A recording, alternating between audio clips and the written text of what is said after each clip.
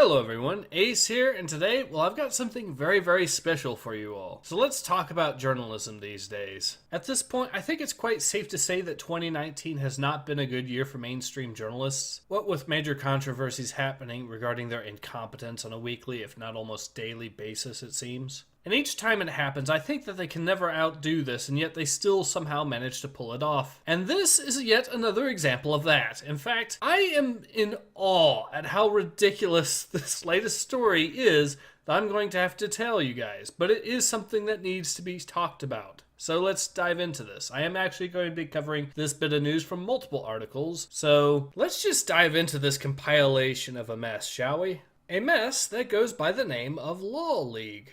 So apparently a group of journalists from France have decided to create and operate their own little troll page on Facebook since 2009. And reportedly, they have subsequently used it to harass women, feminists, minorities, etc., on places like Twitter. Or, at the very least, that is what these articles from the BBC, The Guardian, the Daily Mail, and BuzzFeed are all claiming. Now, considering this news is from the mainstream media, I'm typically, of course, hesitant on the validity of these reports.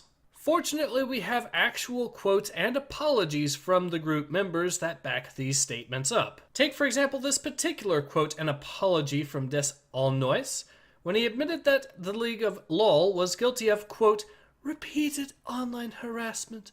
I apologize to all those I hurt and harassed. I am also guilty of silence and inaction during all those years when I knew. Another good quote I would argue that demonstrates this would be from the group's creator itself, who said, and I quote, such practices were unacceptable, and LOL was not funny at all when it is done in a pack.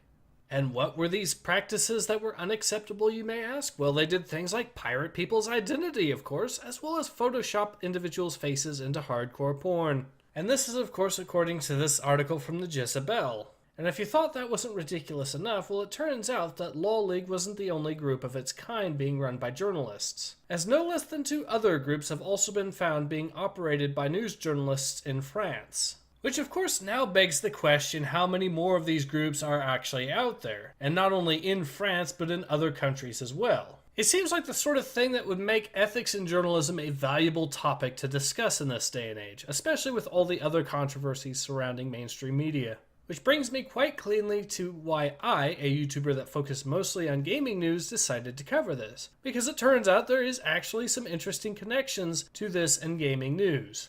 And brace yourselves for this, because it turns out that Law League and its creator were openly against Gamergate. Here's an article from October of 2015, in which the Law League creator, Vincent Glad, decided to talk about Gamergate, as well as the harassment campaign faced by the likes of Zoe Quinn and Anita Sarkeesian. You know, while he and his merry little band were likely at least partially responsible for that said harassment campaign. A harassment campaign that I hasten to add Gamergate was cleared of all wrongdoing by the FBI after an investigation. Needless to say, this is an incredibly ironic turn of events. And not only that, it might actually build distrust between the journalists and the SJW community. You know, the one group that's been timidly standing beside them and considering them as political allies. So it'll be interesting to see if this incident causes that support to somehow vanish. Especially considering how bad modern journalist publications are actually doing these days. However, that might just be wishful thinking at this point.